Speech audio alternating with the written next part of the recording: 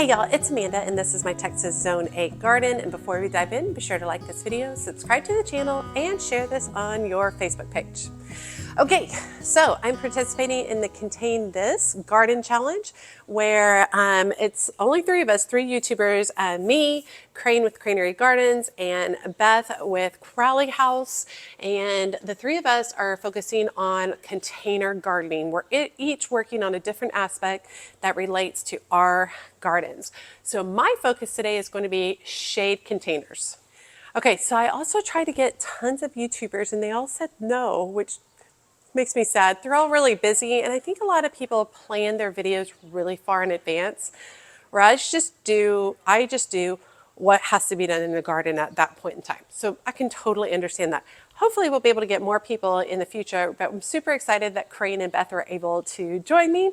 And you can go check out their Contain This Garden Challenge videos. There is a link in the very top of my video description below that will take you to those videos. Okay, so I'm on the front porch.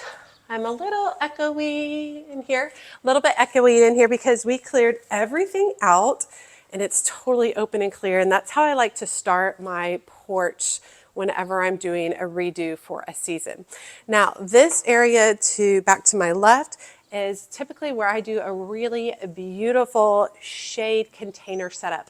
So we're going to start here today. I'm going to go ahead and install the mirror back that goes here. I gave it a paint job recently. And then I'll bring in a few elements, but we'll go ahead and set up some pots here. Okay, so this mirror used to be white, and I recently changed it to this green, which I really like. This green is actually called Park Bench.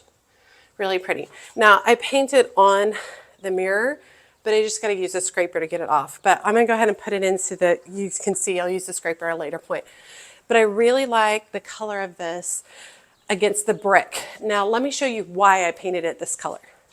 Okay, I got this very cool metal stand at a recent junking antiquing fair, and it had that green color, and so that's why I played off of it. I really like that, and I am going to add that green color on the other side of the porch.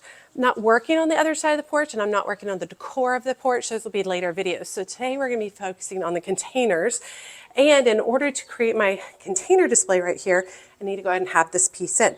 So I'm going to bring in a few more stands, and then we're going to layer all terracotta containers right here. I think that is going to be really, really beautiful with the color of the brick and the color of the mirror. Okay, I really like the shape and color tone of this terracotta container. And I think it looks great on the stand, and it fits the size of the stand.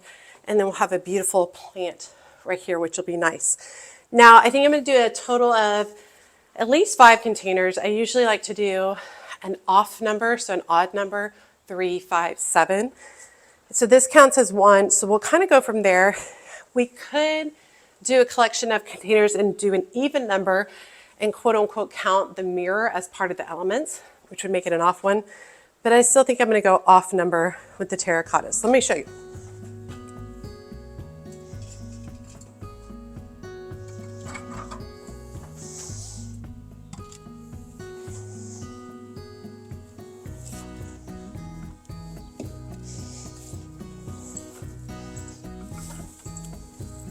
Okay, so I think that these two are too much the same height.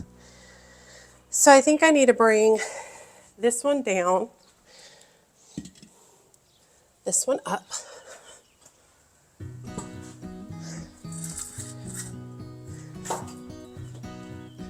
this one here, and see how that's, they're relatively the same. I really like this one up here.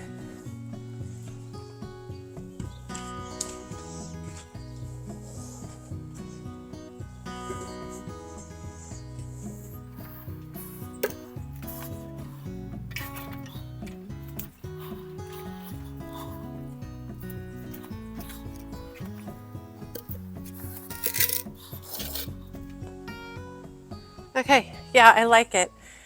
I might not keep that small one right there. This feels good. Let me go around.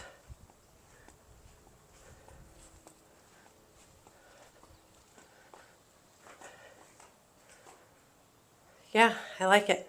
Look at the green popping with that. All right, let's talk about plants. Right, this way, this way. To age 20 years. Oh my God. Bye. Okay. Let me garden in peace. Okay, so I've got my reconstituted soil over here. And I've been working really hard to resuscitate my soil to be more cost effective and budget friendly for my garden.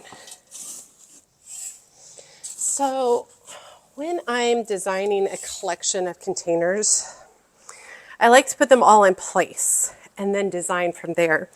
I have tried doing one container at a time, like on a separate table, and then coming to place them, and it does not have the same effect design-wise as when I build it right in place, because it really allows me to think about where taller plants should go and where spilling plants should go and things along those lines. Okay. All right. We're going to do a heavy dose of fertilizer in all of these. And I like to really add a lot of fertilizer to each of my containers because with the water constantly draining out of the container, it seeps out the minerals and the nutrients out so quickly because of that. All right, we've got some pretty bold plants. I'm going to go ahead and start placing some of them where I'm thinking they should go.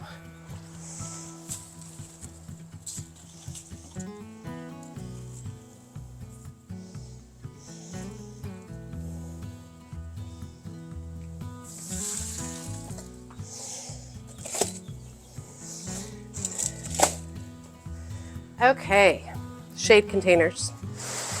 You know what's really hard about shade containers? Color. So many beautiful perennials for shade that are gorgeous, but most of them are green. There's not a lot of variation of color, which is hard because on this front porch, I want color. My theme for my front porch, which is going to go spring through summer, is strawberries. And I have some beautiful pillows that have reds and pinks and some of this green. And I think it's going to look so stinking good. And so it was hard finding color initially. And what I ended up having to do is I had to turn to hanging baskets. Lots of shade hanging baskets were available. Tons of those were available, which is great. So I ended up picking up some hanging baskets, even though they're going to be going directly into the containers. Now, all the plants I got today are from Callaway's nursery, which tends to be a little bit pricey. However, all of their hanging baskets were 20% off, so I'm super excited about that. Okay, so the goal is I want to have a nice mix of color. I want this to feel casual, fun, bright, happy. I also want to include a few perennials in here so that I can build on perennials over the years so that eventually all I have to do is come pop in a few annuals for some color and I'm good to go because those perennials will grow in here and they'll get big and beautiful over time. So I'm going to go through, I'm going to plant each container as we go, and as we're planting them, I'm going to talk to you about each of the varieties of plants that I'm putting in these containers. Man, boy, that was southern. That was so southern of me. Okay, I'm going to start up here with this hanging basket. And this hanging basket is begonias, and this is Boza Nova Mixed Begonias. Obviously, I chose one in the red, and I have grown these begonias, this variety of begonias, multiple times. And I've grown them on this porch multiple times, which has worked really, really well. And I'm going to start by taking out a lot of this excess soil. Let me loosen things up. Now, each of my containers is also set up to drip irrigation. I will not be installing the drip irrigation until the very, very end, once everything is set and everything is done. So, with hanging baskets like this, you can very easily remove the little hangers on the side. So usually you have to push them down, separate, and then pull up. Just like that. And then we will tease this out. Let's get this situated in here. Oh yeah, okay. Look how beautifully that is gonna fill, especially with it draping down. Terracotta, the green, love it. All right, and I'm gonna just gently lift up the plant and start working the soil down around it. This trailing begonia features vibrant red blooms on glossy green foliage, perfect for hanging baskets and containers. It thrives in part shade and offers a continuous show of color all season long. Growing 12 to 16 inches tall, it's also hardy in zones 10 through 11, usually grown as an annual in colder zones. All right, and instead of trying to reach around the back of the pot, I'm just gonna rotate it. So that then I can just come in. Oh, this side is prettier too. Lift up and add in the soil. That is beautiful. I love it. Okay, a couple of things. I'm gonna rotate this back a little bit more. So you see this one hanging begonia right there? Just wanna give it a little bit of space so it wasn't hanging over the next container. Okay, so moving on to the next container. Now, not every container is gonna have tons and tons of color. I do have to have, some of them need to be a little more subtle, or else it's just gonna be, wham bam in your face intense. So this next container is going to include a perennial in it, or what's supposed to be a perennial. This will be an experiment because this is my first time growing it. But those of y'all who know my friend Kristen, she likes to grow it. And it is something that I've used quite frequently in Florist World. And that is a Plumosa fern. And these are incredibly beautiful in flower arrangements, just absolutely gorgeous. They have a frothy look to them, and there's just kind of this airy, lovely feel. So I'm gonna tease out these roots a little bit, and I'm gonna work this towards this back empty space right there, right? Because I'm hoping that the Plumosa will kind of drape in that particular direction. Now, I've grown ferns on this patio before, and I have a few at the base over here which do beautifully. So I think it'll do fine for me. But I didn't want to just put one plant in there because it's not very big, right? So I'm going to go ahead and tuck in a couple of additional begonias. These are Bossa Nova Whites. Here's the red, here's the white. It has really beautiful kind of angel wing leaves, which I think are gorgeous, and it has a trailing draping habit. And I grew these in a hanging basket on this porch last year, and they were spectacular, absolutely gorgeous. They have a very fairy, whimsical quality to them. Okay, this is my first time really using that big shovel thing for containers, and I am loving it. And I've got one more of the Bossa Nova White. Plumosa fern is an airy fern that has soft feathery foliage and a trailing habit ideal for hanging pots and shady garden beds. It prefers indirect light and consistently moist soil. It can grow 1 to 3 feet tall and is hardy in zones 9 through 11.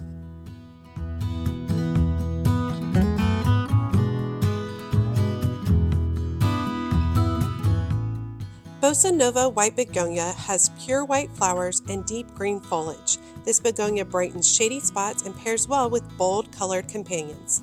It's heat tolerant and works well in both containers and garden beds.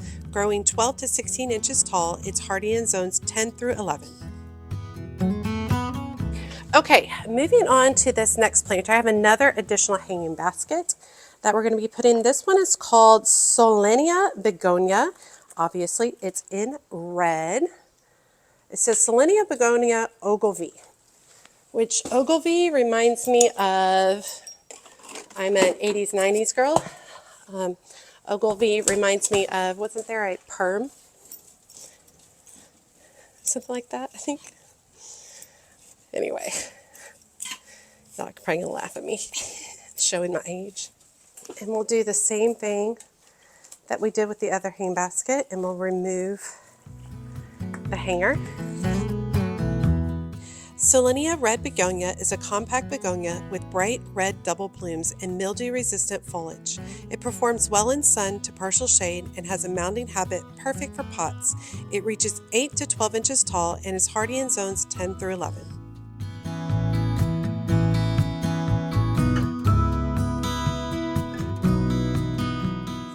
All right, so I know a lot of people aren't red people, but you gotta admit, these reds really fill in the space. Now, you have to imagine that this Plumosa is gonna get bigger and fill in this space between them, so these won't be at the same level forever.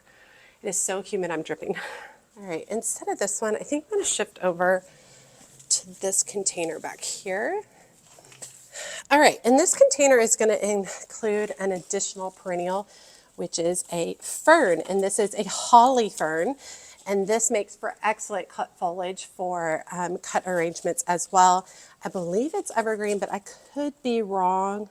It doesn't necessarily say that it's evergreen. But I've been growing a lot more ferns both here and in the shade garden. And so I think that these big, broad, glossy leaves add a lot of texture to the space, which I think contrasts quite nicely with the Plumosa. So I think that'll work really well for that. Now, I'm going to put this towards the back of the container, leaving room in the front in order to be able to add some seasonal color. And that is definitely something that you can do. And also, here's a trick. You can take your plant out and then go ahead and fill that container up to make room.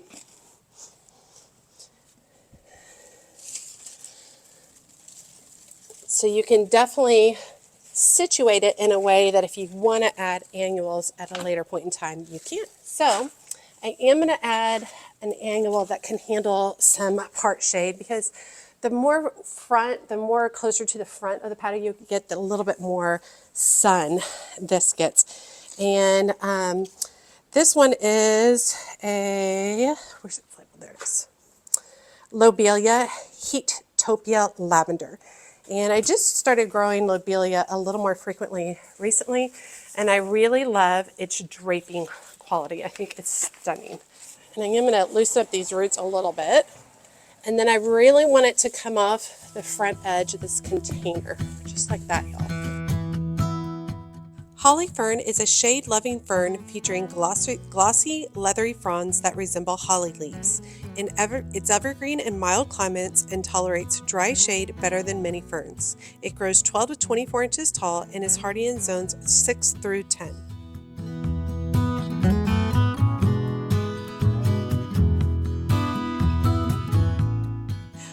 Heatopia lavender lobelia is an improved heat-tolerant lobelia with soft lavender-purple blooms that cascade beautifully from baskets and containers. It prefers full sun to part shade and regular watering. Growing 8 to 12 inches tall, it's hardy in zones 10 through 11 and is often treated as an annual. Okay, and while you can't see much of the holly fern yet, it will grow and fill in the back portion of this container. Okay, how to take a Gatorade break. Now, some people ask, Amanda, why are you spending so much money on plants for this porch? It's not really budget friendly, right? Well, the truth of the matter is I've grown thousands of dollars in plants from seed this year that I didn't have to buy. I didn't have to go buy those plants. I grew them all from seed for minimal amount of cost. And that has opened up so many possibilities for my garden. And I have it's just real. And those of you who've been following the channel for a long time, you've seen I've been able to invest in some things I wouldn't necessarily be able to invest in the past. And getting some additional perennials, some of these bigger, beautiful plants to fill up the containers, that's allowed me to do that. And I was literally adding up. I started over 2,200 plants from seed. It's awesome. Are all 2,200 in my garden? No, they're not. A bunch of them are in my friend Kristen's garden and in some other friends' gardens and things like that. No, they're not all in my garden, but it has been really a joy. If you haven't caught my seed starting series, I have one going for 2025. You can go look and check out. I start all kinds of seeds, and I'm still starting seeds now. I'm starting zinnias. I'm starting perennials. I'm starting sunflowers. I'm starting cosmos. I just started a ton of vinca, tons of vinca, so I can fill my beds during the hottest times of the year. So because I've done that, it's allowed me to buy things like this, which I wouldn't necessarily ordinarily be able to buy. So very excited and very proud of that fact. Okay. So going to the next container. All right, we're going to backfill with a little bit more soil there. And I am going to add my last perennial to this space, and it is a sweet woodruff perennial, which Gallium odoratum, and it flowers May through June. I'm really excited to give it a try. It is hardy zones 4 through 8, so it should do fine in these containers. Typically, when you're putting something in a container like a perennial, you have to make sure that the plant can handle a few zones cooler than your zone. And I am zone 8, and this is hardy down to zone 4. So we are good because it is going to get colder in these containers, which is also one of the reasons my hydrangeas do better in containers here. My peonies do better in containers here because containers get cooler, and it does better for those plants. So we'll start with the woodruff towards the back, and then we're going to fill it with additional annuals in the front. Sweet woodruff is a low-growing ground cover with fragrant white star-shaped flowers in spring and whorled green leaves with sweet hay scent when dried. It thrives in shade and moist, rich soil, growing 6 to 12 inches tall. It's hardy in zones 4 through 8. Okay, and then I think I'm going to come in with some of these impatients and fill in the rest of this container because it's going to be a little while until that sweet woodruff fills in the space. Pink impatients are a classic bedding annual with profuse pink blooms that thrive in shade to part sun. They prefer moist, well-draining soil and blooms from spring through frost. Typically 10 to 16 inches tall, they are hardy in zones 10 through 11 and consistently used as an annual in cooler zones.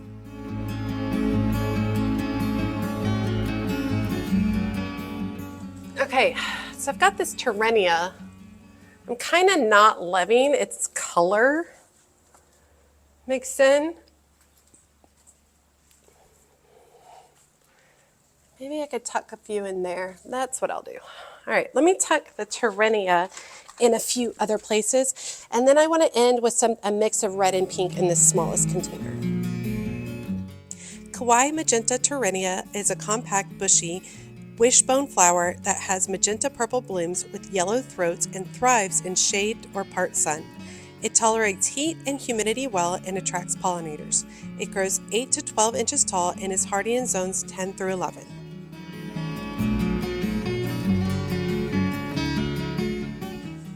Okay, that Terrenia helps fill in a few other places. And I think it works better spread out than in one big moment of color, and specifically color that doesn't go well with the rest of the color scheme. Okay, finally the last container. In this last container, I think I'm going to do begonias, specifically red begonias, and a little bit of the pink impatiens. Wax red begonias feature red blooms and waxy green or bronze foliage. They are sun tolerant, drought resistant once established, and provide season-long color. They grow 6 to 12 inches tall and are hardy in zones 10 through 11.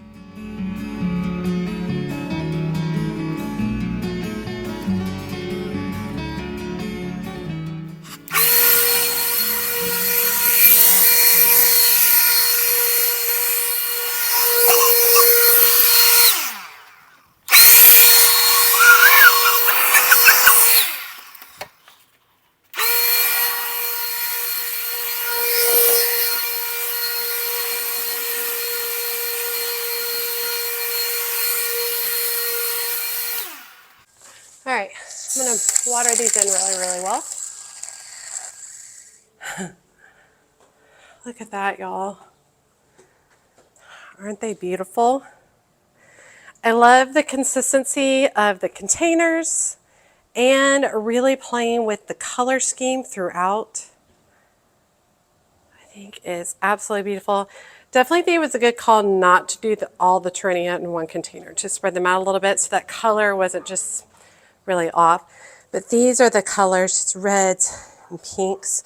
Those are the colors of like the strawberry pillows that I'll have sitting in the bistro. Will sit right here. And I'll have those. Obsessed with this. It looks so stinking good. Love it. Okay.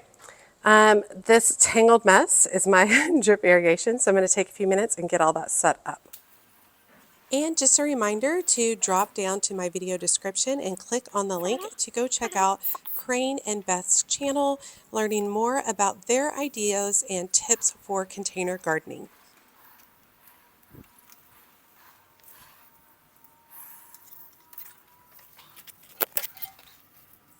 Okay, so my drip irrigation, it's just basically 1/4 inch tubing that hooks up to main tubing down low. It is not the most attractive setup. I've certainly learned a lot about irrigation since I created these. However, it works fine.